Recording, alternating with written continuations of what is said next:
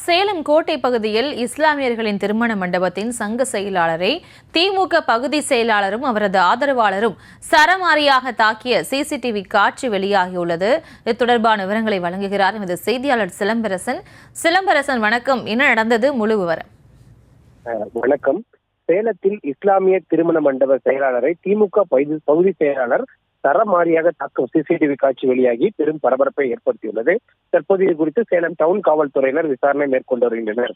சேலம் மாநகரம் கோட்டை பகுதியில் டோக்சால் எனும் இஸ்லாமியர்களின் திருமண மண்டபமானது செயல்பட்டு வருகிறது. இந்த திருமண மண்டபத்தில் ஏழை எளிய இஸ்லாமியர்களுக்கு குறைந்த செலவில் திருமணம் வைப்பதற்காக இந்த மண்டபமானது கட்டப்பட்டுள்ளது. குறிப்பாக இந்த மண்டபத்தில் உள்ள நௌமான் என்பவர் இதற்கு செயலாளராக உள்ளார். குறிப்பாக இந்த சங்கத்தில் 700 பேர் உறுப்பினராக உள்ள நிலையில் நேற்றைய தினம் இந்த கல்யாண மண்டபத்தில் இது சம்பந்தமாக ஒரு கூட்டம் நடைபெற்றுள்ளது. இதில் திமுக 14வது வார்டு பகுதியைச் சேர்ந்த கோட்டை பகுதி செயலாளர் இப்ராஹிம் மற்றும் அவரது நண்பர் ஹர்ஷத் என்பவர் திருமண மண்டபத்தில் உள்ள அலுவலகத்துக்கு வந்து தகராறில் ஈடுபட்டுள்ளார்.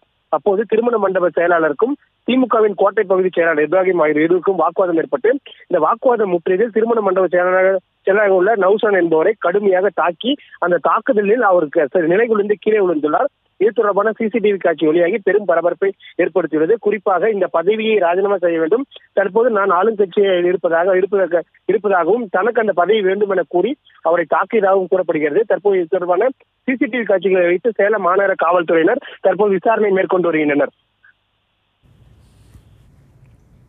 விவரங்களுக்கு நன்றி சிலம்பரசன்.